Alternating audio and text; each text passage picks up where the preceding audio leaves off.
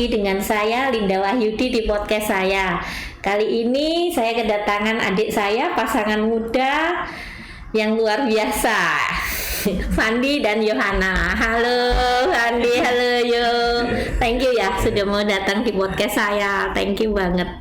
Kita yang terima kasih. Saya tahu kalian sibuk tapi masih mau datang, itu kan luar biasa buat saya. Oke, Yohana sama Fandi, ada sesuatu yang mau saya tanyakan dari kalian nih. Saya tahu kalian menikah dari latar belakang yang berbeda, ya, dari suku yang berbeda. Jadi kita tidak mengkotak-kotakan suku, tapi ini the real kehidupan ya. Pasti tiap suku punya latar belakang yang berbeda, kebiasaan yang berbeda. Ya, oke. Gimana kalian bisa bertahan? Kalau nggak salah, bulan depan kalian 20 tahun. Tanggal berapa? Tanggal 4. Tanggal 4 sudah 20 tahun ya. Oke. Kalau saya nggak salah ya, Fandi dari Chinese ya. Oke, sedangkan Yohana Jawa asli. Tulen 100%. Nah, gimana sih ketemunya, kok bisa ketemu dan kok bisa orang tua setuju? Sorry, biasanya kalau lain suku itu ada kendala dari orang tua. Ini kita jujur aja, karena orang tua berpikirnya lebih jauh. Kadang-kadang yang nggak terjadi mungkin dia sudah pikirin gitu ya. Contohnya kayak saya selalu pesen sama anak-anak saya, ini loh mami papi ini loh, kawin yang sesuku seagama saja masalahnya wakeh. Apalagi kalau tidak sesuku dan seagama, nanti masalahnya lebih wakeh lagi gitu. Nah, gimana Fandi atau Yohana duluan boleh? Apakah orang tua kalian setuju pada saat pertama kali kalian mau menikah? Saya aja ya. Kalau saya kan dari keluarga Chinese. Biasanya kalau dari keluarga Chinese itu, kalau bisa tuh cari yang sama-sama Chinese gitu. Nah, kenapa kok bisa dapatnya Jawa? Soalnya dari awal itu dulu pernah tunangan sama Chinese. Dan akhirnya putus. Dan mama saya lihat saya itu kok jadi kayak begini ya. Dari situ terbuka pikiran mama saya, kan kalau tidak semua orang Chinese itu baik gitu, pasti ada juga yang tidak baik. Makanya saya begitu kenal istri saya ini sekarang ini, saya berusaha coba untuk bawa mendekat dulu ke mama saya, dan saya kasih lihat ke mama, tunjukkan ke mama, ternyata mama tidak masalah. Nah, dari situ saya teruskan aja sampai sekarang. Kalau Yohana ada tantangan nggak dari orang tuanya?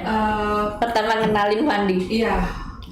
Saya tuh ingat pas sebenarnya kan kita itu jujur cuma 3 bulan loh, 3 bulan pacaran. Padahal kayaknya nggak pacaran juga sih. Hanya karena satu tempat kerja yang kemudian harus sama-sama gitu. Terus waktu ke Lombok nih, jadi saya sendiri heran kok saya berani gitu loh.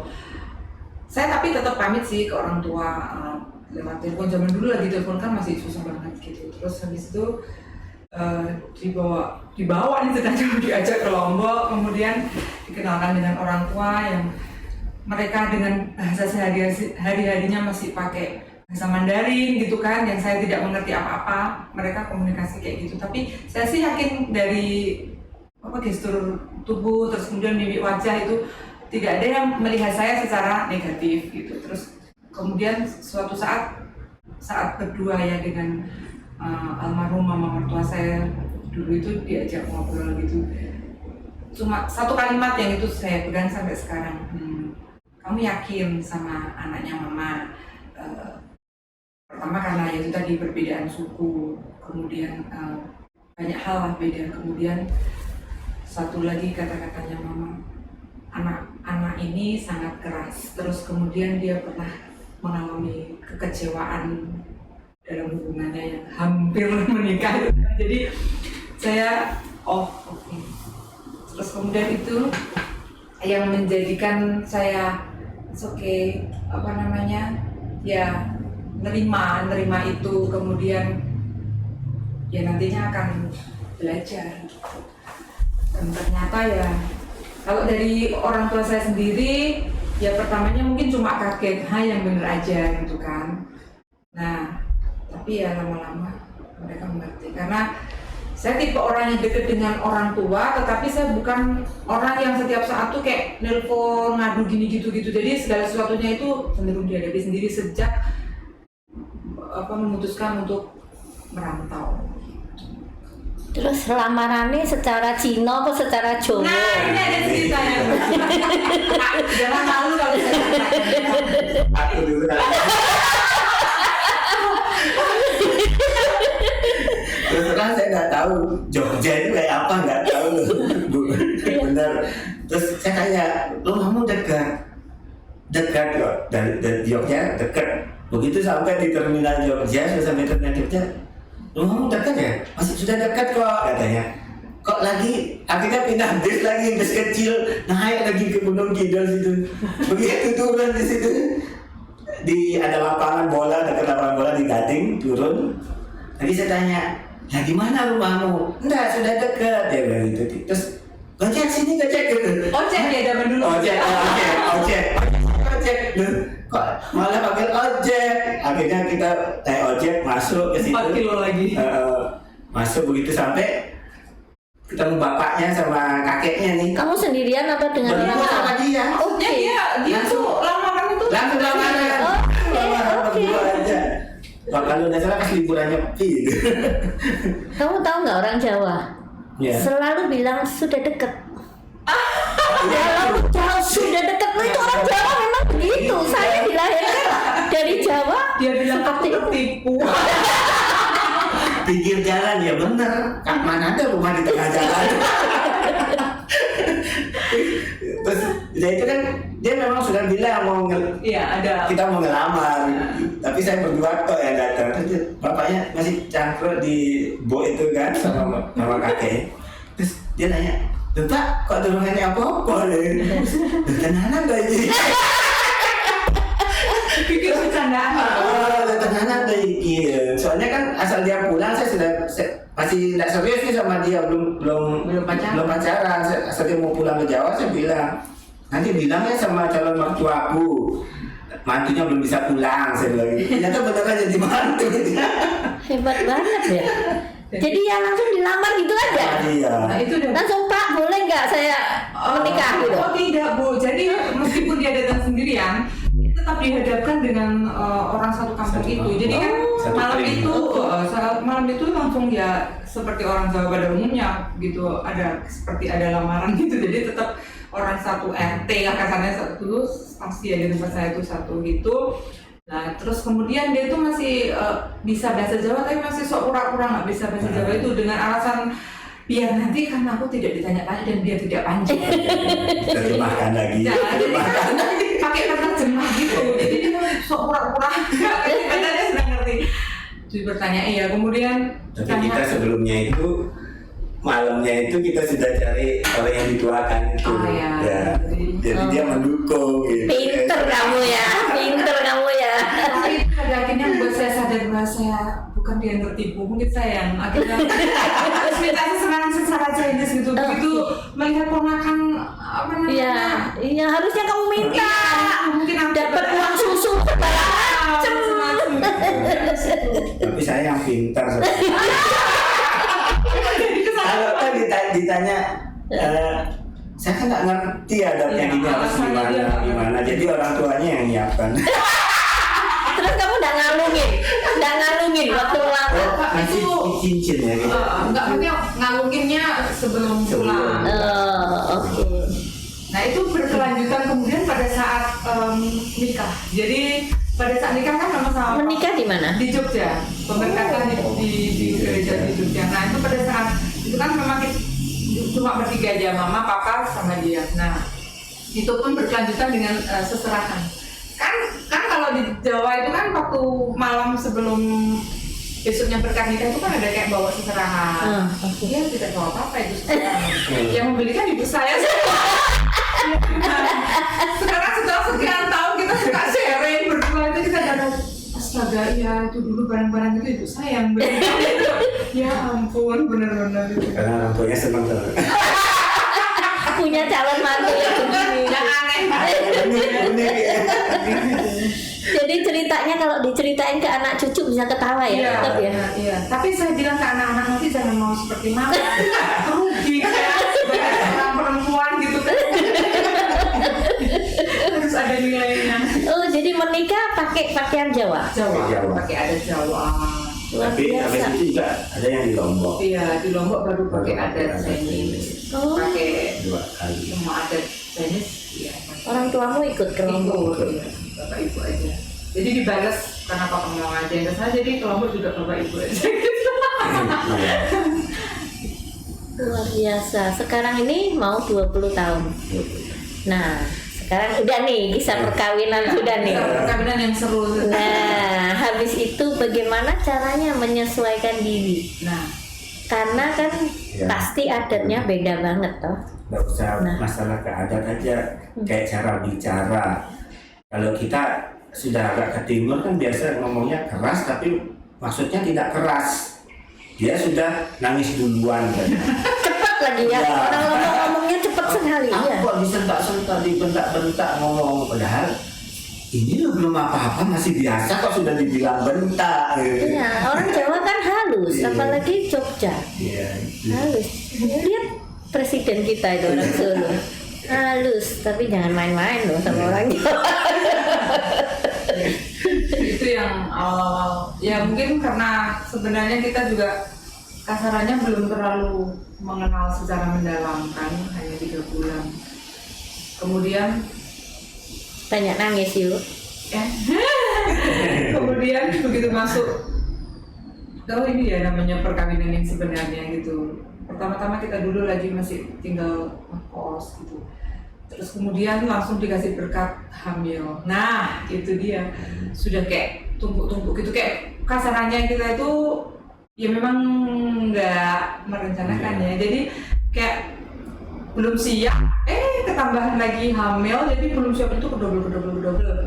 Habis itu secara ekonomi juga, sekarang pun kami bukan pasangan yang kasarannya sukses, yang berada, yang apa, enggak. Makanya kalau Bu Linda bilang, atau mungkin orang lain bilang melihat, ini mereka tuh gini-gini, enggak. Kami tuh kasarannya ya, tak sebut sama dia, kita ini pasangan apa? Pasangan biasa. Iya biasa banget pokoknya.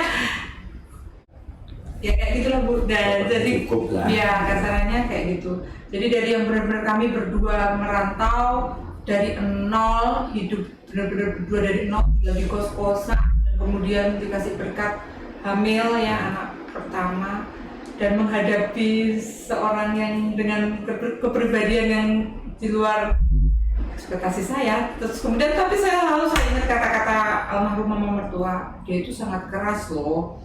Itu jadi saya setiap ya itu yang sempat banyak badai ya Pak. Kalian punya berapa tahun? 10 tahun. Perbedaan umur juga sangat mempengaruhi dengan dia yang sudah kasarannya kebapaan dan saya yang masih menye-menye 21 tahun berani menikah, 22 ya. 22 tahun berani menikah, itu juga mungkin waktu itu saya khilaf gitu ya. Bener-bener dia kayak ngomong anak gitu, dan anaknya ini yang nakal gitu ya Bu ya, saya sadar gitu. Itu berat banget tantangannya. Benar seperti yang tadi disampaikan pasangan saya, kalau dia ngomong apa, saya nangkepnya apa. Kemudian komunikasi mungkin juga belum terbangun secara baik. Ibaratnya kapal tuh pernah ambil karam ya, pernah yang hampir karam, Hampir nyerah. hampir nyerah yang. Dan kami bukan tipe orang yang suka menceritakan masalah itu ke orang lain. Saya punya Iya. banyak sekali sahabat, Pak Fandi juga punya teman, tapi tidak ada seorang pun yang mengetahui secara persis apa yang terjadi dalam rumah tangga kami. Ibaratnya kami mau pukul-pukulan, kami mau apa, tidak ada yang tahu, bahkan orang tua, karena itu kita sih prinsipnya diselesaikan sendiri. Tapi memang pernah kami mengalami satu masa yang berat, yang hampir putus asa itu pas sudah anak kedua ya, sudah pindah, sudah hampir benar-benar putus asa, tapi melihat anak-anak itu cek ngapain gitu ya. Dulu aja ngadepin kasarannya belum punya apa-apa untuk itu aja masih mampu itu. Kenapa Tuhan sudah kasih 2 anak, Tuhan sudah kasih ini itu kok kita menyerah? Mungkin terus ya poinnya di komunikasi. Andaikan nih ada orang-orang di luar sana yang menikah beda suku seperti itu, kalian kira-kira mau ngomong apa sih sama mereka? Kayaknya jangan takut deh. Ya, Jangan takut.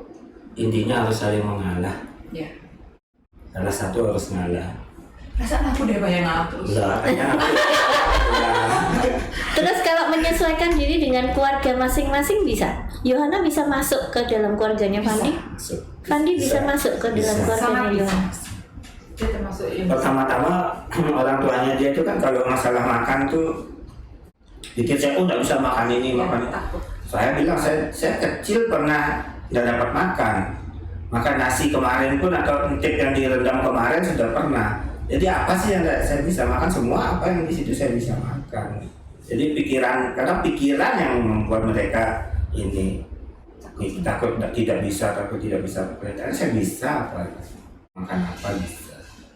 Terus untuk anak-anak lebih yang mendidik lebih banyak Yohana atau memang separuh-separuh? Sama-sama. Oke. Ada beberapa hal yang kayak dari dia itu kayak misalnya dulu mungkin ya kita anak pertama itu ya yang agak lumayan keras ya karena ya itu udah mungkin sebagai pasangan yang benar-benar masih belajar gitu ya, itu lumayan kita mendidik anak pertama itu keras kita agak didik, keras karena dan pemikiran kita kepingin anak-anak kita itu jangan seperti kita, harus lebih dari kita.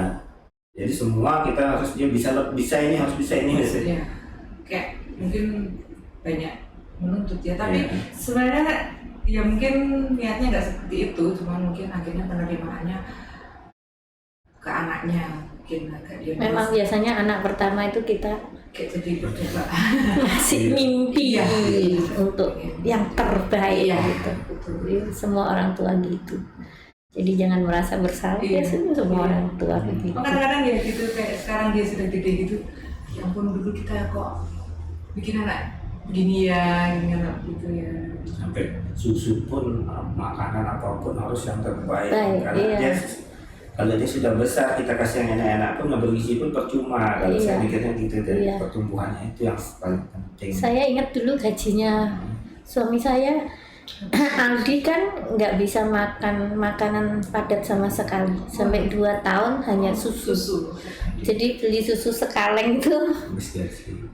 langsung masukin kolong ranjang, udah aman. Biarpun saya makan tahu tempe, yang penting anak saya sudah punya susu. Dulu saya masih kerja ikut orang, gaji saya yang pada saat itu lumayan banyak untuk ukuran sekarang karena saya dulu kan marketing dan dulu penjualan komputer luar biasa kan, itu habis untuk beli susu aja.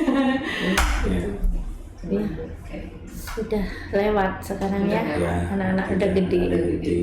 Oke, sekarang dalam urusan anak nih, ya dalam urusan anak kalian mendidik sama-sama tadi dikatakan mendidik. Nah, saya taunya anak kalian kan ini setahu saya ya dalam tanda petik itu punya banyak talenta kan, kebetulan saya di Sekami juga, jadi saya melihat dua-dua ini luar biasa. Itu memang mereka mau seperti itu berkembang terus atau kalian mengarahkan dengan bakat-bakat mereka? Anak-anak itu tipe anak-anak yang harus didorong. Jadi mereka mampu tapi mereka tidak suka show up seperti mamanya. Terus terang, kalau saya kayak contoh, kakaknya dari kelas 5 SD sudah berani ngiringin organ di gereja untuk tugas lingkungan.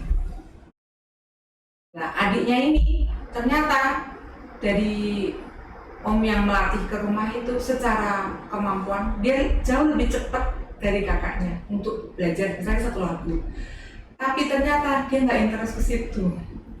Jadi kami kadang-kadang itu mungkin yaitu punya keinginan kakakmu bisa, kenapa kamu nggak bisa? Kadang-kadang maaf ini hal yang salah, kita suka pakai perbandingan orang. Si A itu loh dek harus les dengan biaya yang sangat mahal. Kamu omnya datang ke rumah gratis, hanya pengen biar kamu mau. Tapi ternyata dia memang tidak bisa dipaksa. Dan senjatanya air mata. Dua anak ini benar-benar berbeda. Kalau ibu lihat kan yang satu besar, yang satu kurus, yang satu keriting, yang satu lurus. Pokoknya tipikalnya yang satu keras, mungkin kami yang salah mendidik dari awal. Yang satu keras, yang satu super lembut, cengeng, cenderung. Nah, jadi ketika dia yang kecil ini nangis, kami tidak akan kasarannya berani nyupit karena melihat fisiknya dia. Itu juga yang akhirnya menimbulkan mungkin kecemburuan dari kakaknya. Kenapa kalau saya dulu mungkin mama cubit kasarannya begitu, kenapa adik tidak? Karena saya dulu kalau nyubit pantatnya dia, karena dia gendut dia nggak sakit gitu loh. Tapi kalau melihat adiknya itu seperti itu nggak tega. Itu yang mungkin menimbulkan kecemburuan ya Bu Lisa. Mungkin mirip-mirip saya ya. Oh gitu ya. Anak saya nomor 1 sama nomor 2 juga kayak bumi sama langit. Dari perut aja sudah beda. Kalau yang Aldi di perut itu terus goyang, terus tendang, nggak berhenti di perut ini. Adiknya diem sampai saya terus periksain dokter, saya takut ada apa-apa, kok nggak gerak sama sekali. Dan lahir juga sama, Aldi 7 bulan udah bisa naik teralis jendela itu, belum bisa jalan, baru merangkak naik. Si Gaby diem. Jadi iya, beda banget. Itu dah kadang-kadang suami istri yang sama melahirkan anak yang berbeda banget. Suka kita gini, kamu anaknya siapa? Aduh. Tapi bakatnya kayaknya sama ya, sama-sama musik ya. Iya, suka musik, nyanyi, dua-dua sama. Yang kecil melukis. Itu tembok di rumah, tembok di luar tuh dilukis, gitu. Bapaknya yang ngecat gitu. Dan itu ada cerita lucu sampai sekarang. Setiap kali ada ojek online yang berhenti di situ selalu bilang foto dulu dah. Bukan. Dan sama yang TK itu sebelah mana? Jadi saya di atas selalu tertawa. Oh, dipikirin sudah sekolahan TK. Kali. Nggak tahu bagaimana sebenarnya bapaknya itu konsep bikin begitu karena suka dioret-oret anak-anak nakal gitu, dia tulisan yang tidak jelas, jadi dia nggak terima ditulis tak hapus, terus akhirnya digambari anaknya, bapaknya chat, jadi sekarang kayak teman kanak-kanak. Kapan-kapan saya kesana ya. Ayo silakan. Boleh ya, aku pengen tahu taman kanak-kanak.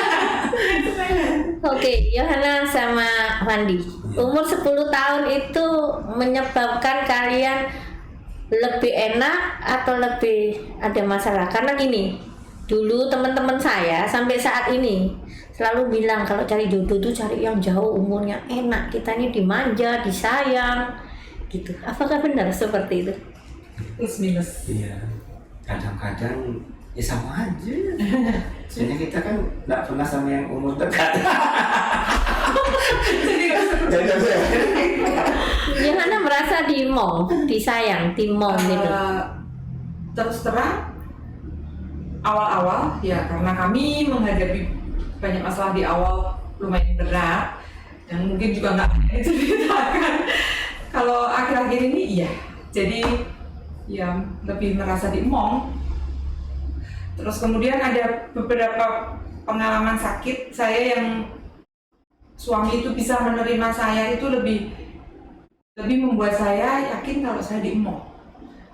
Saya cerita ya Bu ya, pernah seluruh badan saya itu kasarannya membusuk. Itu 4 tahun yang lalu ya. Itu kalau orang lihat itu jijik. Pertamanya itu udah berapa dokter, udah berapa banyak uang dan berapa banyak dokter yang saya datangi spesialis kulit. Pertamanya dibilang itu alergi dari kecil. Sama di mana ya, tangan atau kaki gitu. Lama-lama semua bekas, seluruh tubuh dari sampai muka sampai bagian dalam kaki semua sampai keluar air membusuk.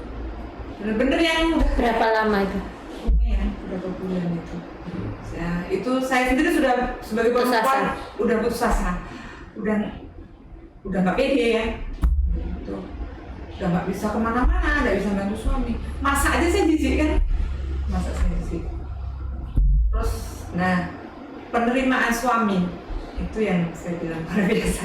Kayak saya sampai minta pisah tempat tidur, sampai ada kamar TV yang nggak dipakai, yang cuma dipakai nonton TV, saya pakai spring bed yang cuma atasnya doang itu, saya mau tidur di situ sendiri. Saya tidur di situ sendiri. Malam kadang didatengin gitu.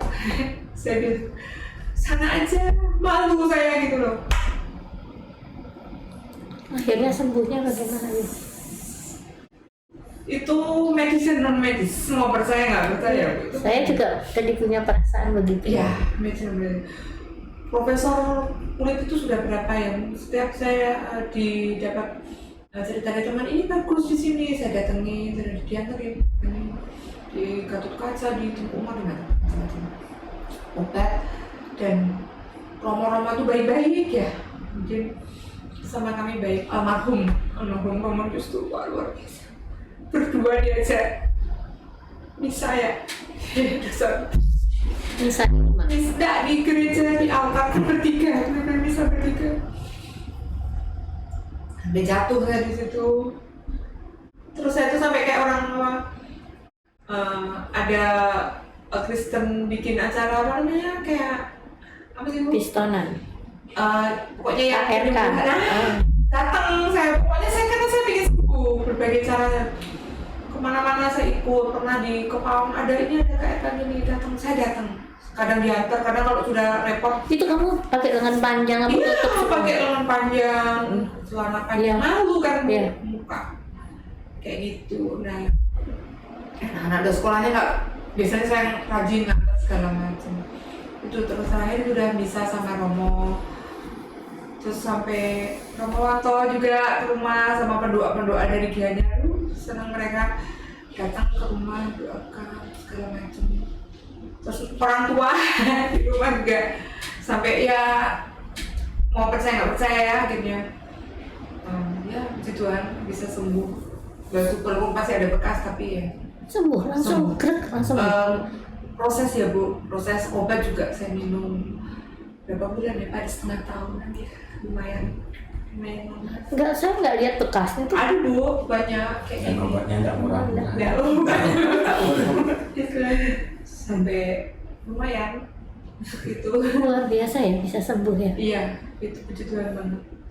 Cuma dari situ saya juga jadi akhirnya nggak berani ya percaya meskipun secara ya itu tadi non medis, tapi akhirnya dari situ kayak alat-alat kosmetik yang kayak lotion apa tuh udah nggak berani pakai produknya bayi semua.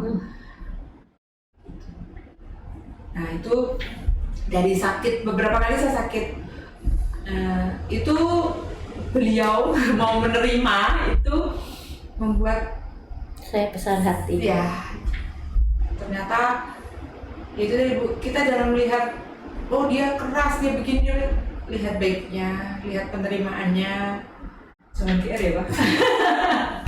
Itu alat juga tuh yang kamu bilang pindah di kamar TV itu nggak berhari-hari loh, Iya. cuma berapa Iya, 1-2 dia hari, nggak- nggak lama. Dia nggak terima, saya pindah itu dia nggak terima, dia bilang ngapain gitu, akhirnya saya balik.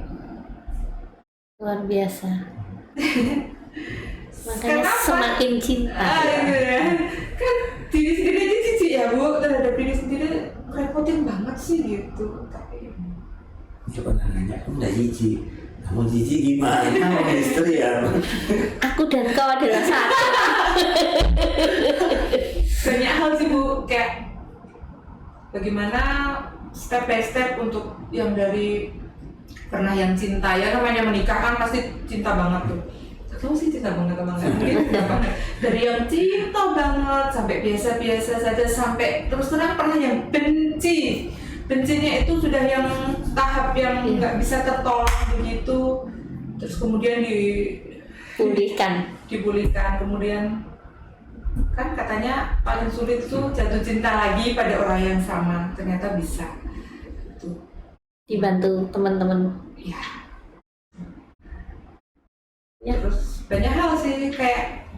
Saya adalah tipe perempuan yang awalnya masak aja baru-baru ya, nggak bisa di dapur, nggak bisa mengerjakan apapun. Itu pernah bikin saya gagal juga tuh, yang nggak bisa flashback gitu. Jadi karena ketidakmampuan saya di dapur tuh membuat saya ditolak sama mertua saya dulu. Orang tuanya dia? Bukan. Oh bukan. Namanya Yang orang dulu ya. Jawa. Oh. Orang Jawa. Hmm. Orang Jawa kan seperti itu. Nah, Jadi ini ceritanya sama-sama patah hati nih.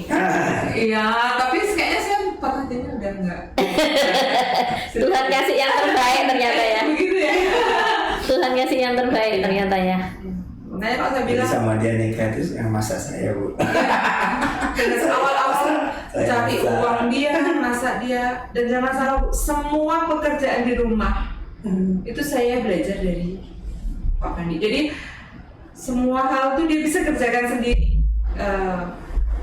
Jadi tukang AC bisa, jadi tukang membuat anak-anak dibuatin kamar sendiri, dibuatin kamar mandi sendiri, instalasi listriknya dia kerjakan sendiri. Wow. Ya, dia pasangin apa namanya, pemanas air sendiri, dia buatin WC sendiri. Luar biasa ya. Makanya gitu deh. Hoki kamu nak. Iya, semua bilang gitu.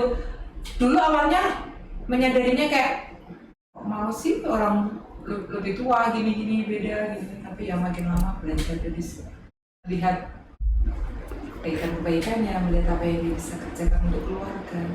Sorry Jo, dulunya saya pikir anak saya yang kecil itu si Gaby itu hoki banget. Suaminya itu semua pekerjaan tuh dia yang handle. Jadi saya merasa, duh anak saya ini beruntung banget ya dapat suami begitu. Sekarang saya dapat cerita dari kamu. Ya, jadi saya lagi seperti putrinya. Iya, Semua pekerjaan dikerjakan. Dari masak. iya Saya sama. itu bisa segalanya itu dari papa dulu suka ngomongi, kamu walaupun tidak jadi tukang apa, tapi kamu harus sedikit-sedikit tahu, tidak ditipu orang, itu kata-kata yang pertama. Jadi Tapi yang hoki jadi bojomu. Hoki. Iya. Sampai mobil, perbaiki mobil segala macem. Jadi kamu nggak salah pilih tuh yo. Iya. Makanya untuk pasangan-pasangan yang masih OMK, ini kan sudah Bu, banyak anak-anak muda OMK segala macam itu curhatnya ke kami. Jadi kalau kami itu adalah bukan pasangan yang bisa dicontoh atau bagaimana, apalagi untuk mereka yang kaya atau mereka yang apa melihat kami. Tapi kami hanya ingin berbagi cerita untuk mereka, ya harus mau menikah, harus berani. Kemudian untuk pasangan-pasangan yang hidupnya sederhana seperti kami. Jadi kan banyak nih Bu, mereka merasa belum siap secara ekonomi kayak gitu-gitu kan. Banyak kan sekarang yang apalagi kondisi kayak Belum, gini iya. ya. Nah itu bukan kata-katanya bukan contoh lah kami, tapi kami bagi cerita ini untuk mereka bahwa nggak perlu takut gitu.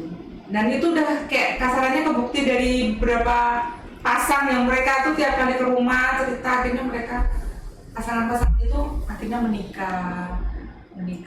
Thank you ya yo. Soalnya dua anak saya juga belum siap secara ekonomi. Pada saat menikah. Iya. Tapi nggak perlu takut. Kita dulu benar-benar jadi Iya. penolong. Dulu Buktinya tuh punya anak, masing-masing punya anak itu. Iya itu. kembali ingat juga waktu itu kita kan masih ragu-ragu untuk menikah. Iya. Sempat kita nonton di ini ya, di wisata nonton, terus Oh iya. mau gimana ini, kita mau lanjut nikah atau gimana? Saya bilang belum berani loh, kita kerjaan kayak gini, pendapatan masih segini. Terus kalau lihat di bawah itu ada ibu-ibu pengemis gendong anak terus sama bawa anaknya, dia ngomong, "Duh, itu kamu lihat tuh." Dia bilang, Dia aja berani. iya, dia aja berani kok, kita nggak berani. Kita masih sudah ada penghasilan, ada gaji, paling jelek lah kita masih punya orang tua. Pasti orang tua kita nggak mau lihat kita kelaparan. Gitu Itu tuh. ya yang bikin keberanian muncul juga untuk menikah. Hebat. Tapi puji Tuhan, kami bukan apa-apa dari menikah tidak pernah ya minta minta dari orang Ada tua. orang tua. Kecuali mungkin pada saat melahirkan yang memang Iya. Waktu melahirkan. kalau bisa kita Waktu melahirkan kita kau di Lombok waktu itu kan ya. Iya, melahirkan di Lombok. Pertama di Jadi Lombok. mereka sendiri yang bantu-bantu biaya Iya, gitu. Iya. Tanpa kita minta. Iya. Nah, Wujud kasih sayang mereka untuk cucu. saya waktu Aldi mau menikah, pamit mau menikah, saya juga bilang sama calon istrinya, saya bilang Aldi belum siap. Bagaimana kalau diundur? Terus dia bilang enggak mau diundur. Kami mau menikah, kami siap mulai nol. Saya bilang iya. Kalau itu keputusan kalian, lah saya bisa ngomong apa?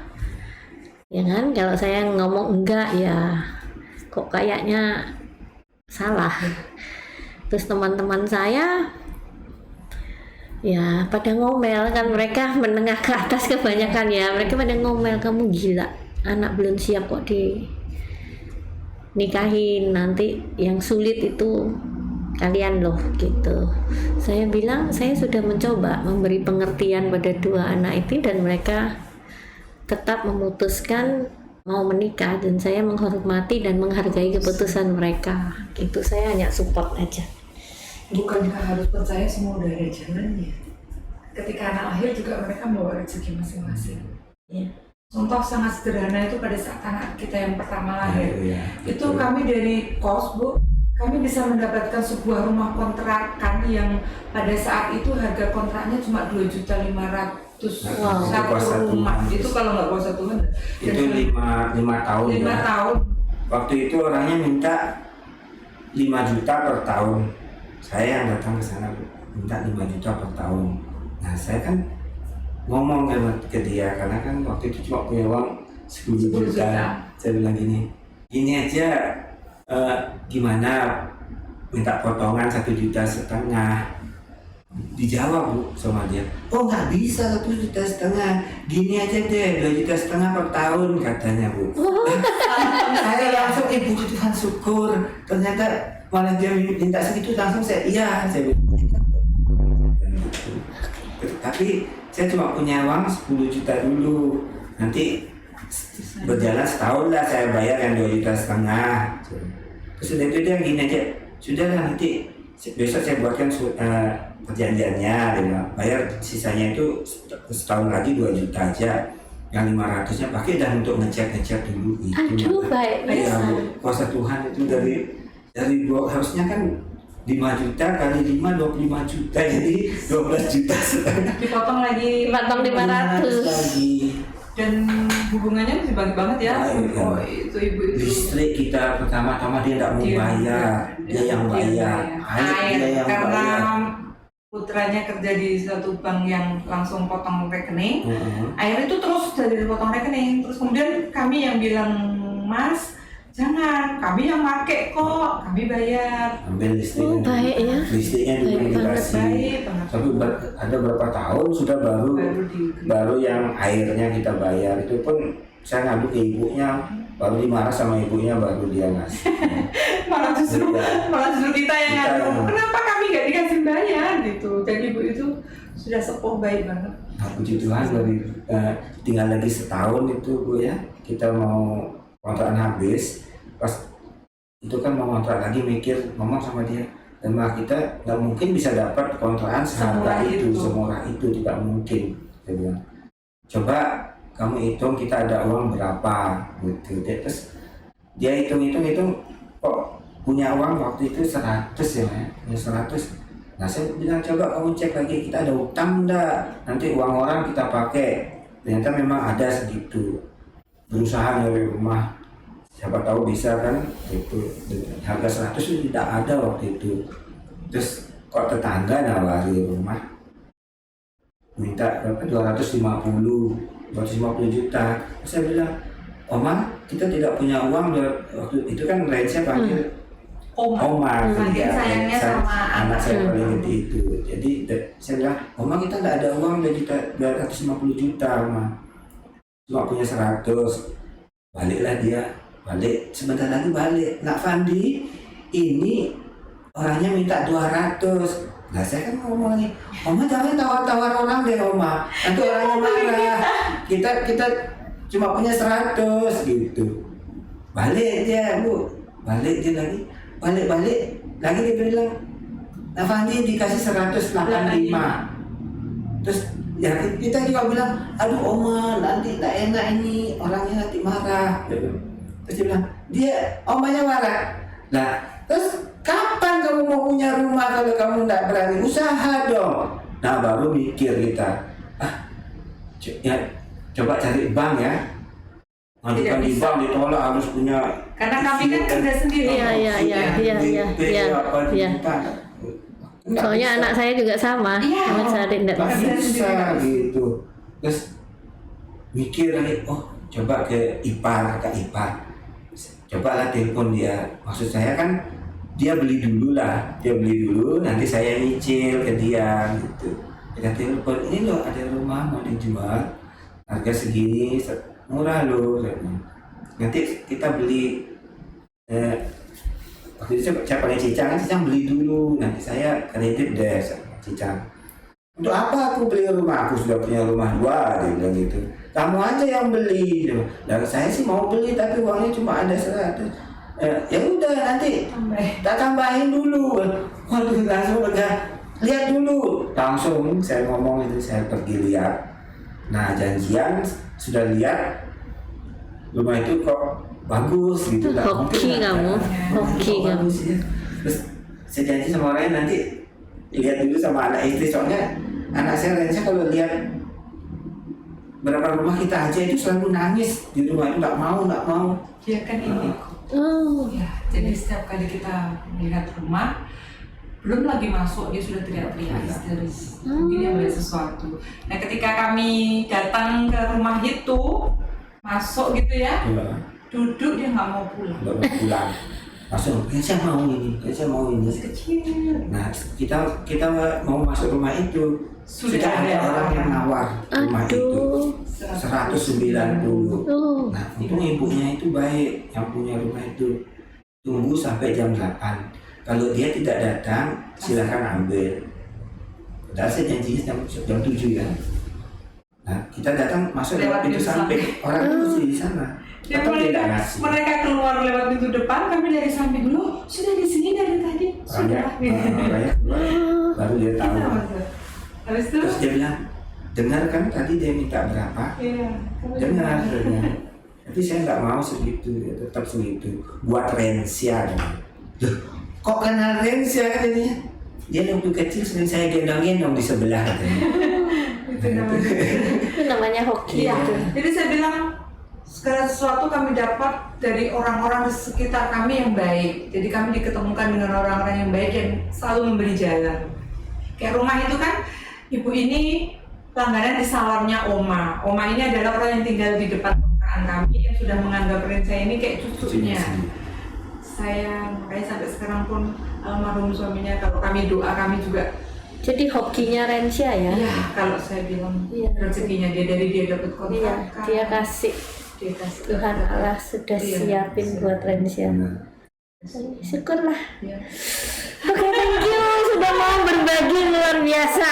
Jadi membesarkan hati saya, minimal saya dalam kondisi yang seperti ini, saya juga minta terus sama Tuhan. Tidak apa-apa. Seperti tadi saya tanya, umurnya kan masih 31 nih, kayak Aldi. Dia mulai nikah aja udah 32. Kasarannya bukan berhasil sih, kasarannya bisa membangun sebuah rumah tangga yang benar-benar safe, itu kan berarti hampir 40. Jadi masih banyak waktu untuk. Terima kasih sudah menguatkan saya. Loh, kami juga banyak dikuatkan ibu loh, jangan salah. Soalnya orang Chinese kan kadang-kadang punya pepatah kalau umur 40 belum punya rumah akan sulit punya rumah, dan saya berusaha untuk mematahkan pepatah itu. Saya pasti dapat rumah. Iya, amin. Pasti. 2 tahun, tinggal 2 tahun kontrakan, pasti sebelum 2 tahun saya sudah punya rumah. Amin. Terima kasih. Wajahnya Ibu Linda itu, vibes-nya itu lemah positif. Selalu. Karena hanya itu yang punya. Sampai sekarang kalau malam kita berdua sering ngomong, dari mana kita dapat, dari apa itu kadang nggak masuk akal. Iya, segala sesuatunya. Ya, kita punya rumah itu tidak pernah terpikir. Memang ya Ya jalan Tuhan. jalan Tuhan, kita nggak bisa ini. Thank you banget. Semoga ini benar-benar nular ke saya, bahwa saya positif. Saya pasti dapat. Amin. Entah gimana cara Tuhan saya nggak tahu. Pasti ada. Entah siapa yang dikirim Tuhan saya juga nggak tahu gitu. Kadang seseorang yang kita tidak duga. Iya, tidak juga. Thank you Sumat ya sudah mau berbagi. Jangan kapok, saya masih mau mengundang anak-anak ke sini. Dengan senang Semoga diizinkan. Iya. Oke teman-teman, semoga perbincangan kami benar-benar menjadi berkat buat siapa saja yang mendengarkan, bahwa hidup itu sudah ada yang ngatur, Allah. Nggak usah takut dari sharing mereka mulai nol banget, yang masih kos apa juga belum tahu, dan Allah selalu mencukupi sampai hari ini. Mungkin mereka selalu mengatakan, kami biasa-biasa saja Bu, kami tidak mewah, kami hidup biasa-biasa. Yang saya kenal dari mereka adalah kebahagiaan. Keluarga ini selalu memancarkan sesuatu yang sangat positif. Saya lihat dengan mata kepala saya sendiri bagaimana mereka berdua juga pelayanan di gereja, juga Guyu anak beranak 4 ini sama-sama melayani, dan itu yang mungkin bisa kita tiru, bagaimana mereka mengandalkan Allah. Shalom, sampai jumpa di podcast saya. Terima kasih.